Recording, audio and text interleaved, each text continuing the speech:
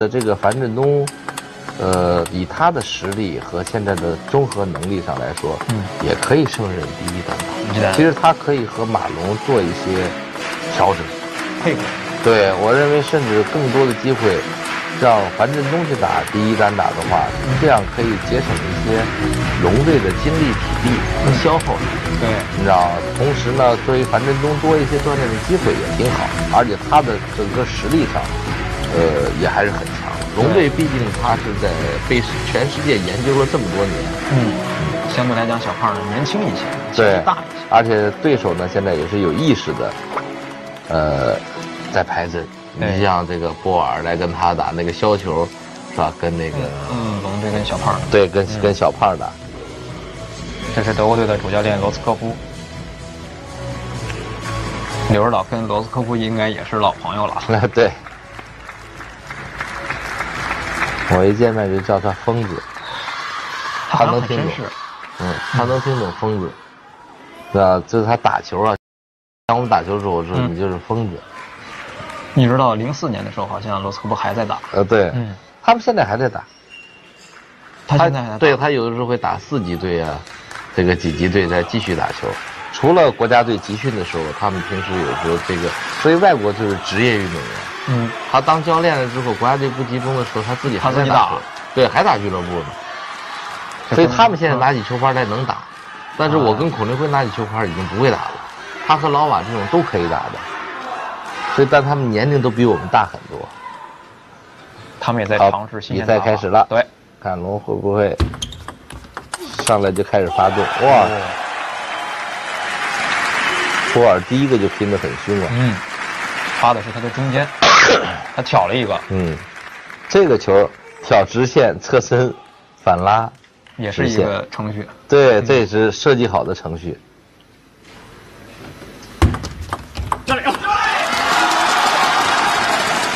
这个球发的短了一点。对，第一个被挑了一个，第二个发了个转的。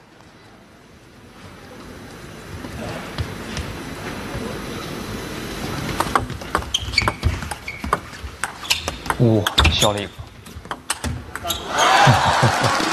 这是个运气球。所以大家看波尔这板吊啊，吊的又短又低。马龙本来想反拉的，没法反拉了。你看，这就是说，他宁可用一个最不规则的这个削了一个，而且还能够转攻得分。这就是前2天的时候看小胖打的时候，这么低的时候，他只要出手想反拉了，再低没可能的时候，他动作已经收不住了。是，这就是这些老将呢，对调节能力，对，瞬间的调节。其实波尔和马龙俩人打的上来，俩人都还是打得很小心的。对，一共只有5局比赛。对，两个人上来的时候，你看发球接发球是一个关键。马龙如果说能够把发墙打出来，就肯定没问题，就占据主动了。对，所以两个人其实都是在发接球上。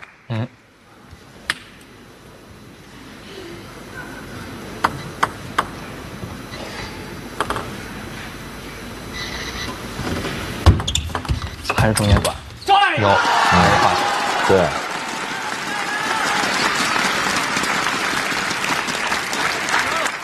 中间偏正手短的一个位置。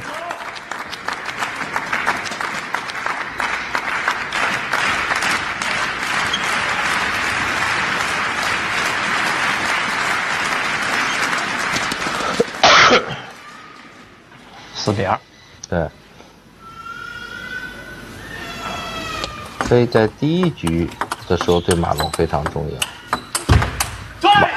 对，因为马龙进入状态比波尔要快。是。所以马龙整个球速啊，人站位更靠近一点。波尔呢是靠旋转，波尔是旋转强，马龙是速度快。所以往往打旋转的运动员在第1局的时候或者开局的时候是加不出旋转的。这会儿的时候，马龙是要打出自己的优势。到后边的时候，越来越紧张的时候，他的旋转会越来越强。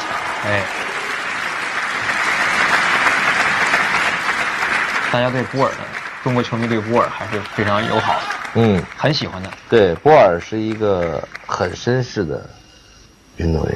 对，非常规律。到中国打平超联赛的时候啊，他自己的小本记着每天干什么干什么。他们的契约精神非常强，而且能把这个1年的时间都排出来，哪个时间点做什么做什么。他就说，如果说乱了，对，乱了，或者说没有这种告诉人家契约精神说好的不去做的话，这在德国以后你没有信义的话，那你就是最失败的。就是说看人品了。对，看人品了。还是重新转。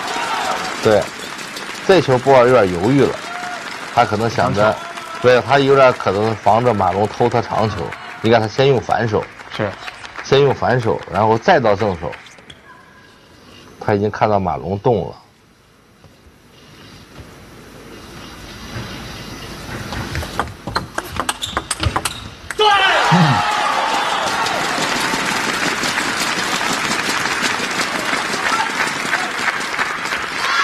那马龙直接拉了。对，那波尔的发球不严密，有点出太。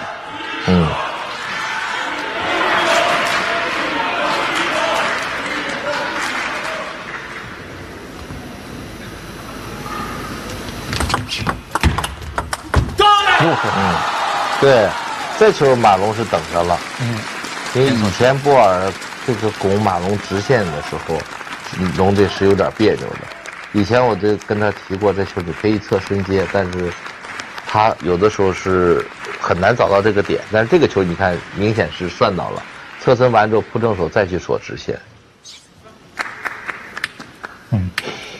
这就是电脑程序已经完全在设计范围了。对，8-4，非常好的局面。第一局赢得越快越好，这样第二局波尔还是不容易适应。对，你看第一局的时候他赢球会非常快，你知道？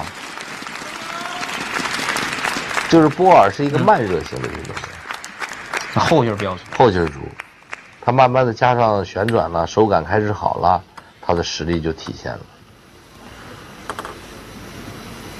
9-4，还是中间短。他摆不住了。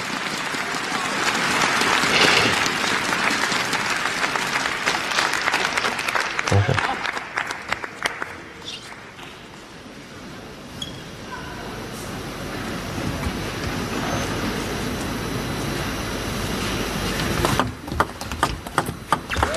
很像你。对，你看，第一局的时候波尔是完全站不住的。不像我们印象里的波尔。对。所以这是在情理之中的。这一般来说上来的时候，马龙最大的优势就是发那么快。对，对手很多时候根本站不住。你看球都拉不着，球就掉下去了。是。咱就看第二局，第二局是个关键。如果龙队要是这个进入状态能够保持一直很快的话，压着他打，他可能没有太多时间调节了。就是说，为什么我说第一局要速胜，越快越好？可能在前面15分钟到20分钟里边，龙肯定应该是压着他，吊打的。这时间里边，如果打得快的话，可能能打2局甚至2局半，就有可能会3-0拿下。但是，一旦这会儿说大家纠缠住，打成1-1了，那这个局面上后边就会越打越困难。也就是说，刘导的意思是说，马龙跟波叔要打的话，打的是计时赛。对，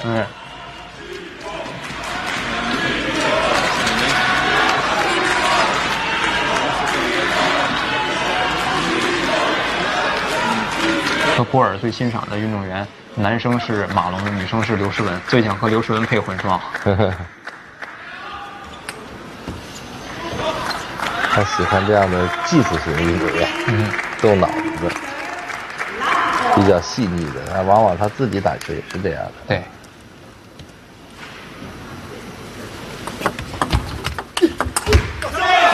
这个球，龙现在选择搓出去。对。这球戳出去，他是主动正手等，但是如果这个球打多了的话啊，就对龙队不利了。他状态就找着了。对，你别看波尔他第一板上手不凶，但是让他加上转之后，你进入程序你也很难出来。你看，就是这样的这个球，说他有时候会发到马龙的直线，马龙在第一局的时候算了他一个。那波尔打球很聪明，他跟中国队员打的时候，他第一个发正后段赢，第二个一般来说人以为还发吧，他就会换了。现在奥恰也是，都是有意识的连续换，让你找不着规律。老是迷奸了啊。这两个发抢很重要，看能不能把比分咬住。还是中间短。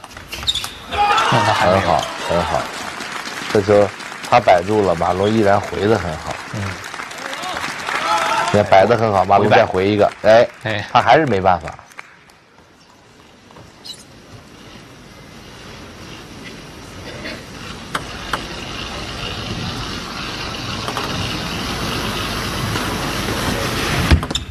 还是中间段，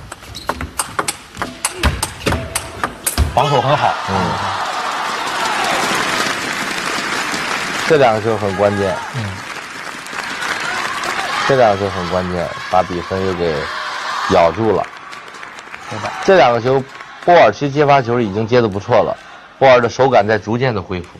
你看第一局的时候摆不住，现在摆得住了。但是上旋你看打到后边的时候，像这样的球，波尔就不太会失误了。是。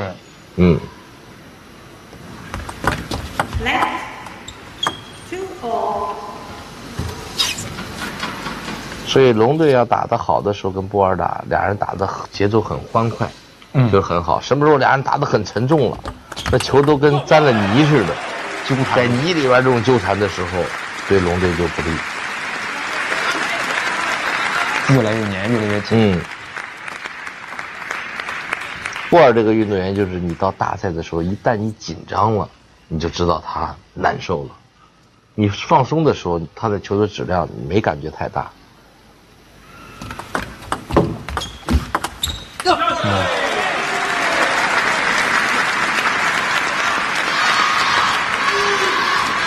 这很过瘾。卸不住，摆不住了。就是说明他现在发的很拱。他第一局的时候，他想发拱的时候啊，他控制不住球，总是出台，都被马龙给封住了。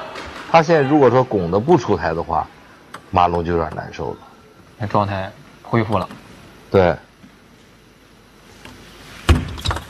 长的。好球。这个球胆子偷得很大，因为前面两个发短的都是赢了。好，但是他还是敢投，这个球非常重要。就还是压他的正手呗。因为其实前面两个球的时候，虽然说他赢了，但都不是靠发抢，都是靠发完之后主动控制去赢的球。说明波尔这个控制他第一板接发球还是控制的比较严，只不过马龙的反控制做得更好。这次他拧上了。好很好，很好，这球马龙硬顶了一下。掉了他的正手，压回了反控。你看这反控慢慢就没有那么好了，没有那么精确了。对，因为毕竟这个球人家主动控制，你再去反控制的压力很大的。4-4。现在就看谁的发球轮次能够被对手破了。没出台，可以拉，有机会反拉。哎呀，这是机会了，这转过来了。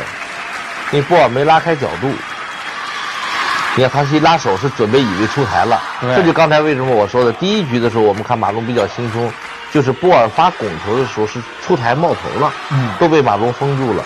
但是他的手感慢慢越来越好的时候，你看他以为出台了，其实就是差了一个球位，就是差了3-5公分。对，如果这球不出台的话是比较别扭的。拧起来，你看他不出台的话，他这球不能放下来拉，他只能在前台拧和推。到现在6-4，俩人谁发球赢2分，谁发球赢2分。对，就看谁的接发更好。对，两个人就是说在这破发球呢，你知道吧？他们两个都属于会算比分的运动员。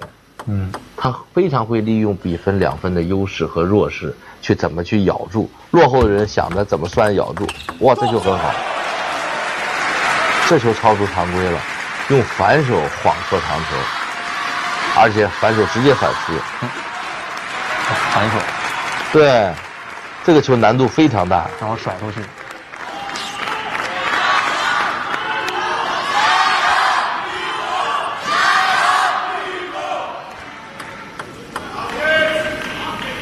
让龙队的发球，还是想发中间短。对，他现在发这个短球啊，那个发这个短球让波尔现在这个用正手摆不好摆，所以他现在都转过来用反手摆。这球落点有变化，好漂亮。但是到第2局的时候，看着马龙现在打的就很被动了。对，好几个球都是靠这样的这种去反控和相持转过来的球。因为波尔的发球也严密。对，波尔的发球，马龙没有机会去这个接发球抢攻，所以他们2个人都属于攻强守弱。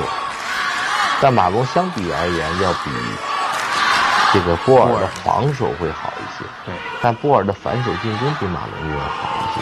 对，马龙的反手防守比波尔好。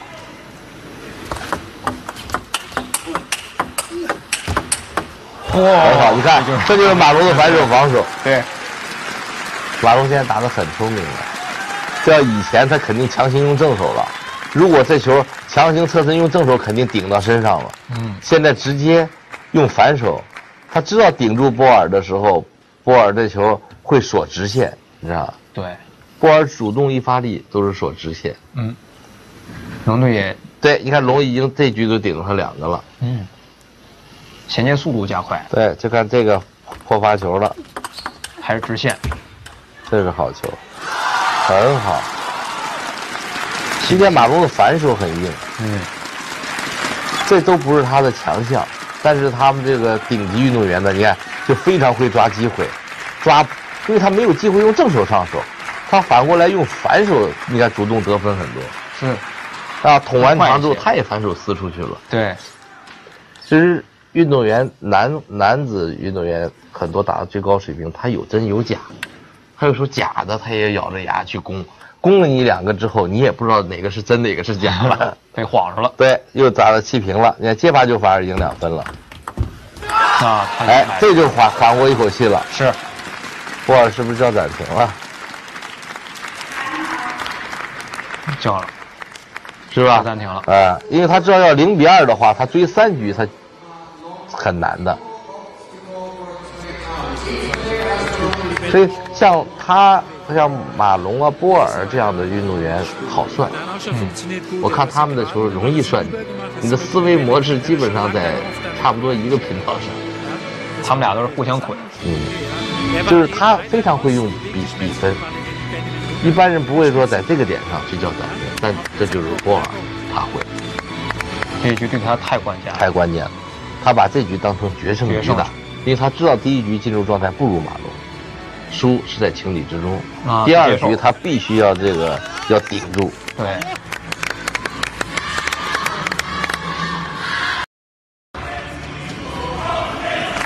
这是波尔的球迷。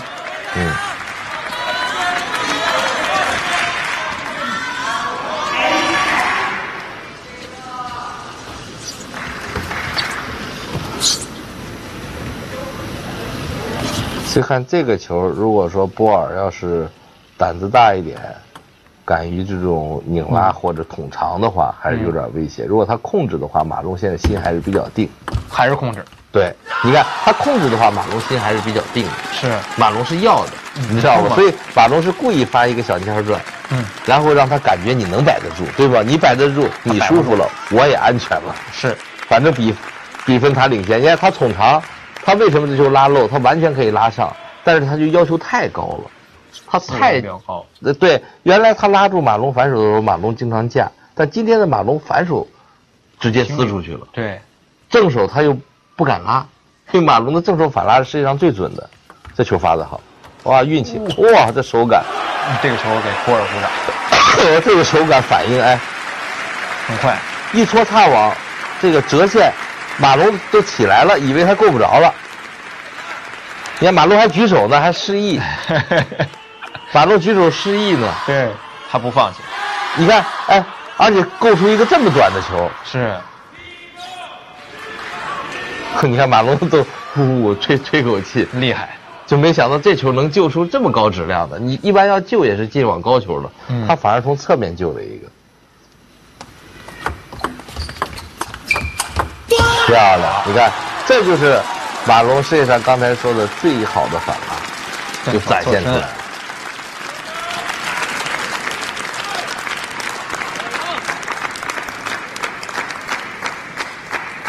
我觉得这个反拉呀，一个是马龙，一个是以前的孔令辉，我就说，他俩忘了他爸姓什么了，他都记得他的反拉。是，你知道什么时候越急的时候越神。这2分马龙要拿下，打到2-0就好打多了，就会松起来了。还是中间短，看，还是一个小蔫转。是，哎，马龙现在头脑打得很清楚，完全是靠这局，完全是靠这个比赛经验，和抓住不是机会的机会。这个小蔫转，但他也摆不住。他现在所有发完球以后，往短的里面其实盯的挺多的，对，所以包括你自己发球，你看这小蔫转，一定要有些那种长的完了以后，他拿反手碰波尔。对呀，这个是他感觉是很轻松能够摆到的，但是看他没使劲嘛，他就要求的特别高。稍微有退的有点后，一定要顶在前面。这2局应该已经骗了有3-4分了，都是很关键的分。是。但是刘指导波尔呢，在咱们这儿长期的打中超联赛，虽然去年没打，但是他应该对龙队的这个发球所了解。单打乒超的话，他俩不怎么打。避战，对，都是朋友。他这个在乒超的时候上场机会并不多，有一年在鲁能打乒超联赛，被郝帅给摁在这个板凳上了。所以他有时候到乒超联赛的时候，他很难打。但是这么多年来，好像也只有奥恰和波尔在乒超里边是赢多输少的。对，他是攻球手嘛。还是中间短。你看他没办法，因为他现在摆短摆完没有用。摆完之后，马龙现在这个反控做得非常好，一个是回短，一个是捅反手长。所以波尔现在这个捅长捅不出速度来，被马龙猜准了，用正手上手，他没办法解决。拧拉了。对。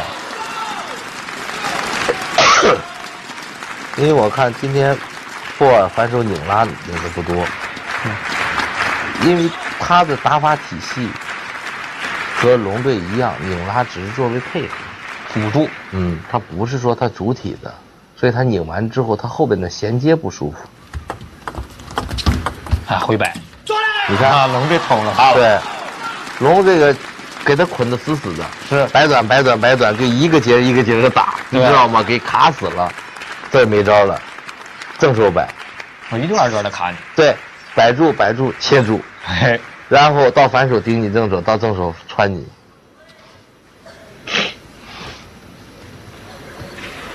其实马龙打到这会儿的时候，你就让他正常自然打就可以了。你看，已经锁住了，飞你就锁你，对他动不了。完了之后打长的我比你快，打短的我比你细。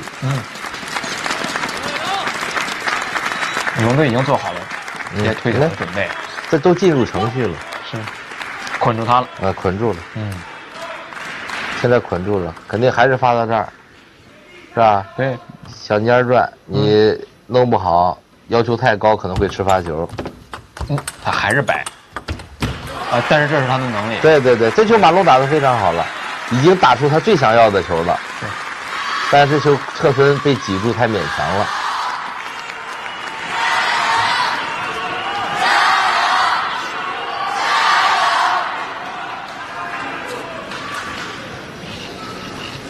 看这个发球会不会有变化？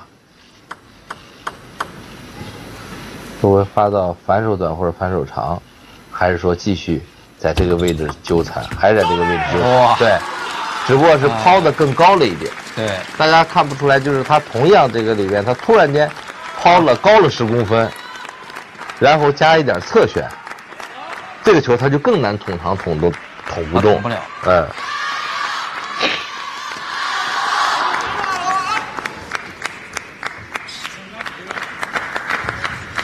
波尔呢，他接发球好像也追求一个突然性。对。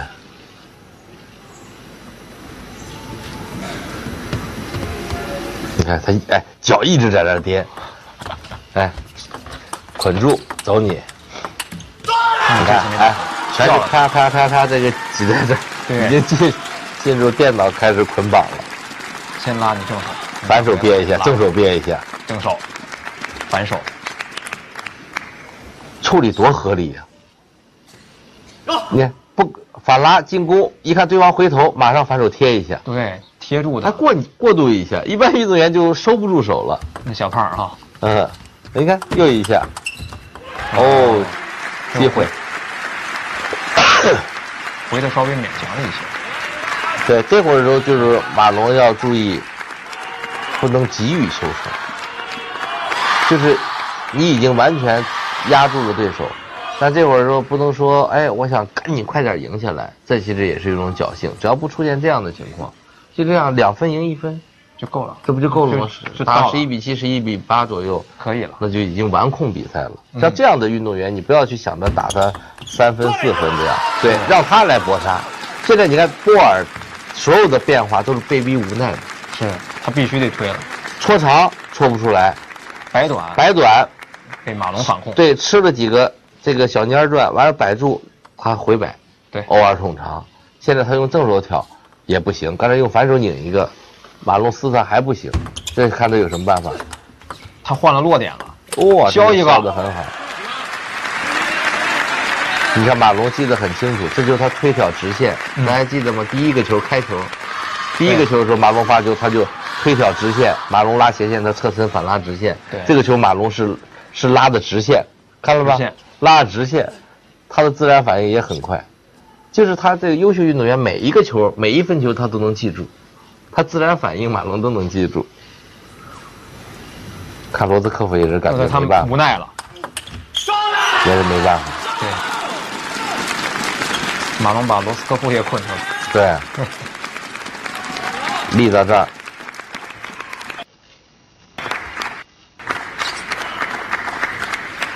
8比3。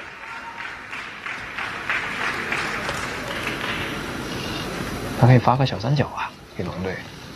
发小三角，龙队也不拉他呀。现在龙队也不拉，反手轻轻硌他一下，因为你要追分嘛。他要搏。9比3，看这个球，看这个球，完全是靠手感卸了个下沉的，钻了一下。这就跟世界杯的时候说的一样，到这会儿的时候，龙队卸的这个炫耀的都是手感，就是细节上，咔切一下，卸一下，回一下，捅一下。这会儿说不敢放松，还是紧紧的绑住，你看。很有经验，这会儿之后我也不玩什么这个回摆了，这个漂亮的什么花活啊，这个我就老老实实的打到这儿，你没办法接触战斗，哎，握手。这球应该胆子大的偷个长的一个标志性的，哇，是吧？对手就是完全崩溃了，没办法解不了套，就越挣扎越紧，越挣扎越紧。对，他没办法了。对，可能腿还是少一点啊。龙队今天赢的应该说是近